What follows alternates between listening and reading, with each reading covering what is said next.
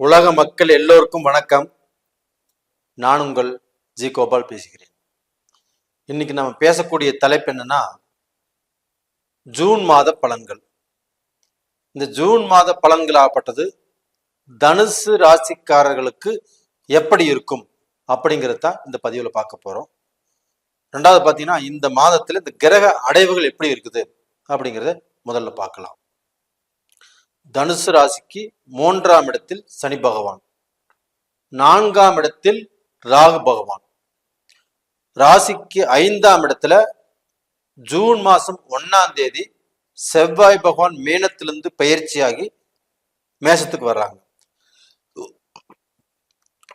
ரிஷப ராசியில் பார்த்தீங்கன்னா சுக்கிர பகவான், குரு பகவான், சூரிய பகவான், புதன் பகவான், இந்த 4 கிரகங்களும் அதாவது ரிஷபராசியில.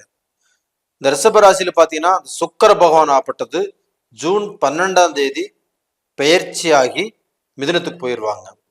அதே மாசம் ஜூன் 14ஆம் தேதி புதன் பகவான் பயிற்சியாகி மிதுனத்துக்கு போயிடுவாங்க.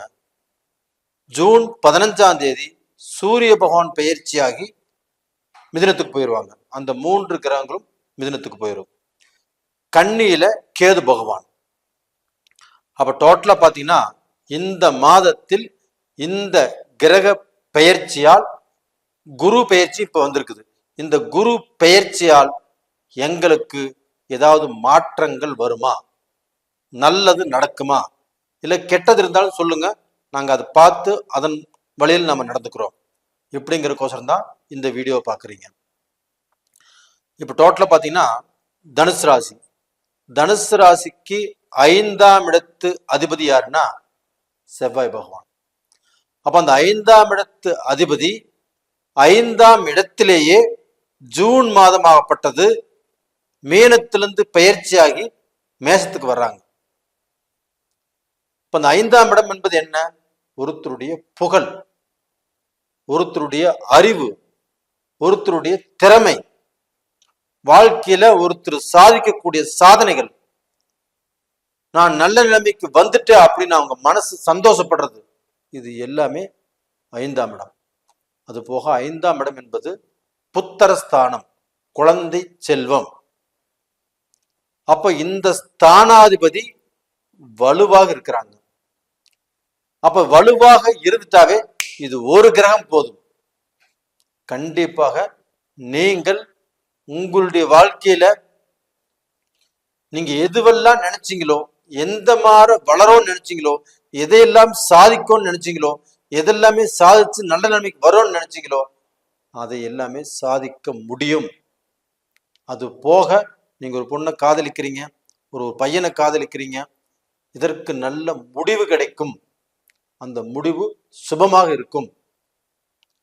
அப்ப திருமண வாழ்க்கை அப்படிங்கிறது உங்களுடைய வாழ்க்கையில கூடி வரும். உங்களுடைய குடும்பத்திலையும் அந்த மங்களகரமான நிகழ்ச்சிங்கிறது நல்லபடியாக நடக்கும். அப்ப இந்த காலகட்டத்துல உங்களுக்கு சொத்து சம்பந்தப்பட்ட பிரச்சனைகள், அதன் மூலியமாக கோர்ட்டு கச்சேரி வம்பு வழக்கு ஸ்டேஷன் இந்த வழியில போயிருந்தாலும், உங்க பூர்வீகம் சம்பந்தப்பட்ட சொத்து பிரச்சனைகள் இருந்தாலும் கண்டிப்பாக இந்த சமயத்துல தீரும்.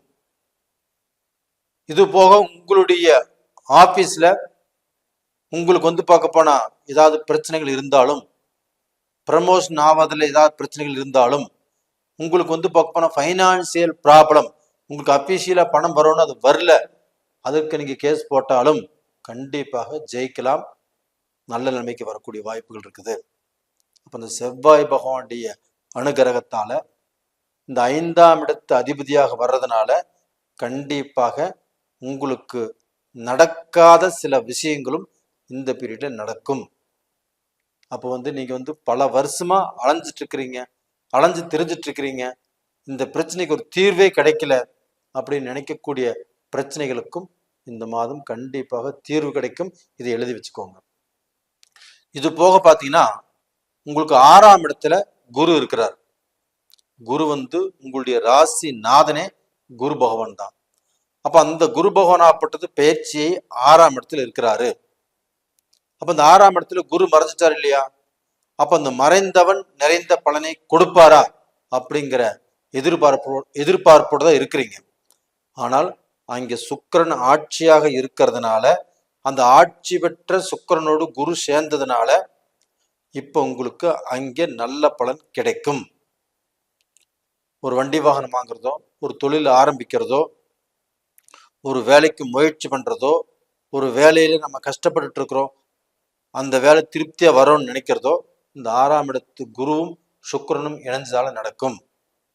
இந்த சுக்கிர பகவான் ஆப்பட்டது பெயர்ச்சியாகி ஜூன் மாதம் 12ஆம் தேதி மிதுனத்துக்கு போயிடுவாங்க. அப்ப அந்த குரு பகவான் ஆப்பட்டது சுக்கிரனுடைய துணை இல்லாமல் அங்கே இருப்பாங்க. அப்ப அந்த 6ஆம் இடத்துல குரு இருந்தால் உங்களுக்கு சில காரிய தாமதங்கள் ஆகும். அடுத்தவங்களை நம்பி மோசம் போகக்கூடிய சூழ்நிலை உருவாகும். உங்களுக்கு ஜாமீன் போடணும்னு சொல்லியிருந்தாலும் சரியான நேரத்துல போட மாட்டாங்க.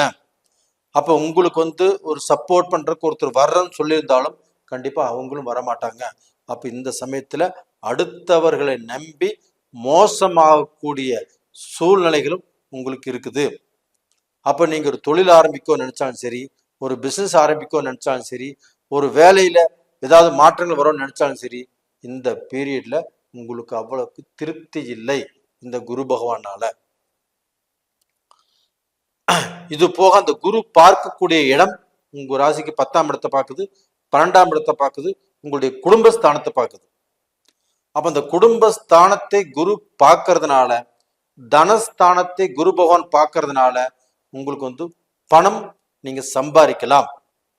பணம் சம்பாதிப்பதற்குண்டான வழிகள் உங்களுக்கு பிறக்கும். அப்ப அந்த பணத்தின் மூலியமாக உங்களுடைய பிரச்சனைகளை சால்வ் செய்து நீங்கள் ஒருபடி மேல வரலாம். அதுபோக குடும்பஸ்தானத்தையும் குரு பார்க்கறதுனால குடும்பத்தில் இருந்து வந்த பிரச்சனைகள், சிக்கல்கள், வம்பு வழக்குகள், பிரிஞ்சு போகலாம் நினைச்சது, இது எல்லாமே ஒரு தீர்வுக்கு வரும். அப்ப பிரிஞ்சு போகலாம் நினைச்ச குடும்பங்கள் ஒன்று சேரும். உங்க குடும்பத்துல பிரச்சனைகள் இருந்தாலும் அந்த பிரச்சனைகள் சால்வ் ஆகும். வம்பு வழக்கு அந்த வரைக்கும் பிரச்சனைகள் போயிருந்தாலும் அந்த வழக்குகள் எல்லாமே உங்களுக்கு சாதகமாக முடியும். அப்ப குடும்பங்கிறது கண்டிப்பாக நல்லா இருக்கும். அப்ப இந்த சமயத்துல நம்ம இடம் மாறி போலாம், நம்ம இடத்தை மாற்றம் பண்ணிக்கலாம். நம்மளுக்கு பார்க்க போனா நம்ம இடம் மாறி போறதுதான் சரி அப்படின்னா தாராளமாக குரு 6 இருக்கிறதுனால இடம் மாற்றங்கள் உங்களுக்கு ஒத்து வரும். இடம் மாற்றத்தை நீங்கள் எதிர்பார்க்கலாம். இடம் மாற்றம் வந்தாலும் நீங்க செஞ்சுக்கலாம். இது போக அந்த கேது பகவான் உங்க ராசிக்கு 10ஆம் இடத்துல இருக்கிறாங்க. அந்த 10ஆம் இடத்துல கேது பகவான் இருந்து உங்களுக்கு தொழில் ரூபத்திலையும் கண்டிப்பாக உங்களுடைய வளர்ச்சியை தடை பண்ணிட்டு இருக்குது. அப்ப நம்ம பிசினஸ் பண்ணாலும் சரி, தொழில் பண்ணாலும் சரி, வியாபாரம் பண்ணாலும் சரி, நம்ம நினைச்ச பணம் நம்ம கையில வரல, நம்ம நினைச்ச மாதிரியாக செய்ய முடியல, நம்ம கொடுத்த வாக்கையும் காப்பாற்ற முடியல, அந்த மாதிரிதான் போயிட்டு இருக்குது. இந்த பீரியட்ல அந்த குரு பகவான் கேது பகவானை பார்க்கறதுனால கேல யோகம் அப்படிங்கிற யோகம் உருவாகுது. கேல யோகம் அப்படிங்கிறது என்னன்னா கோடீஸ்வர யோகம்.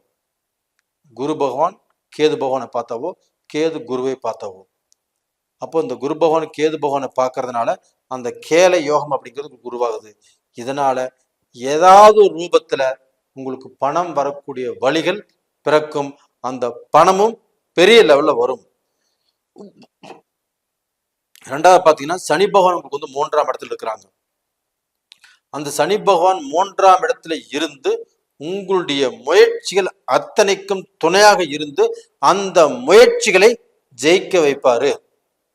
அப்ப டோட்டலா நீங்கள் வளர்ந்துட்டே போயிட்டு இருக்கிறீங்க அர்த்தம். நீங்க கீழே போறதுக்கு வாய்ப்பே இல்லை. அப்படி இருந்தும் ஒரு சிலர் வாழ்க்கையில பிசினஸ் சரியில்லை, எனக்கு வேலை சரியில்லை, நான் வேலை செஞ்ச இடத்துல பிரச்சனைகள், எனக்கு மேல உள்ளவங்களால தொந்தரவு, எனக்கு டார்ச்சர், எனக்கு பிசினஸ்லயும் திருப்தி இல்லை, எனக்கு குடும்ப வாழ்க்கையிலும் திருப்தி இல்லை, எனக்கு சந்தோஷம் இல்லை அப்படின்னா அவங்களுக்கு நடக்கக்கூடிய தசா புத்திகள் அதுலதான் பிரச்சனை இருக்கணும். அப்போ நீங்க உங்களுக்கு நடக்கக்கூடிய தசா புத்திகள், உங்களுடைய விதியை நிர்ணயம் பண்ணுவது உங்களுக்கு நடக்கக்கூடிய தசா புத்திகள் தான். அப்ப தசா புத்தி சாதகமாக இருக்கிறதா பாதகமாக இருக்கிறதா அப்படின்னு பார்த்துக்கோங்க. கீழே 2 நம்பர் கொடுத்துருக்குறோம். அந்த 2 நம்பருக்கு கான்டாக்ட் பண்ணுங்க, வாட்ஸ்அப் பண்ணுங்க. அது போக வெளிநாட்டில் உள்ளவங்க இந்த காலகட்டத்தில் தனுசு ராசிக்காரர்களாகப்பட்டது கண்டிப்பாக வெளிநாட்டில் உள்ளவங்க வெளிநாட்டில் வாழ்ந்துட்டு இருக்கிறவங்க அவங்க வந்து படிப்படியாக மேலே வரக்கூடிய வாய்ப்புகள் இருக்குது. அவங்களுக்கு இருக்கக்கூடிய பிரச்சனைகளும் தீரக்கூடிய வாய்ப்புகள் இருக்குது. அதற்கு காரணம் 5ஆம் இடத்தில் இருக்கக்கூடிய செவ்வாய் பகவான். அதனால நல்லா இருப்பீங்க. டோட்டலா இந்த டயத்துல நீங்கள் வழிபட வேண்டிய தெய்வமும் கண்டிப்பாக அந்த செவ்வாய் பகவான் தான் வழிபடணும். முருக கடவுளை வழிபடுங்க. திருச்செந்தூர் முருகனை வழிபடுங்க. ரெண்டாவது, இந்த பீரியட்ல வந்து நீங்கள் செய்யக்கூடாது என்னன்னா, நீங்கள் யாரையுமே முழுசாக நம்ப வேண்டாம். ஒருத்தரை நம்பி முழுசா பொறுப்பு ஒப்படைச்சிட்டு நீங்க காத்துட்டு இருந்தீங்கன்னா கண்டிப்பாக ஏமாற்றங்கள் வரும். அது போக உங்களுக்கு சில முக்கியமான முடிவுகள் உங்களால் எடுக்க முடியாது, சில குழப்பங்கள் வரும். அந்த சமயத்துல உங்களுடைய பெத்தவங்க கிட்டேயோ, உங்களுடைய ஆசான் கிட்டேயோ, உங்களுக்கு ரொம்ப வேண்டப்பட்டவங்க கிட்டேயோ அந்த முடிவு கொடுத்து அவங்கள முடிவு சொல்ல சொல்லுங்க. இப்படி போய்க்கிறது நல்ல விஷயம். ரெண்டாவது பார்த்தீங்கன்னா, இந்த 6ஆம் இடத்துல குரு பகவான் இருக்கிறதுனால கண்டிப்பாக உங்களுக்கு வயிறு சம்பந்தப்பட்ட கோளாறுகள் கொஞ்சம் வர்றதுக்கு வாய்ப்புகள் இருக்குது. அது போக இந்த தொண்டை சம்பந்தப்பட்ட சில பிரச்சனைகள் வரக்கூடிய வாய்ப்புகள் இருக்குது. இந்த பிரச்சனைகள் வந்தாலும் உங்களுக்கு எதுவும் பண்ணாது. மருத்துவ செலவுகள் கொடுக்கும். அந்த கொடுத்தாலும் எந்த தவறும் இல்லை. கண்டிப்பா நீங்க நல்லா இருப்பீங்க. அப்ப நேயர்களே, இந்த பதிவு பிடிச்சிருக்குன்னு நினைக்கிறேன். பிடிச்சிருந்தா லைக் பண்ணுங்க, சப்ஸ்கிரைப் பண்ணுங்க, ஆல் அப்படிங்கிற பெல் பட்டனை ப்ரெஸ் பண்ணிக்கோங்க. உங்களிடமிருந்து விடைபெறுவது உங்களின் ஜி கோபால். நன்றி, வணக்கம்.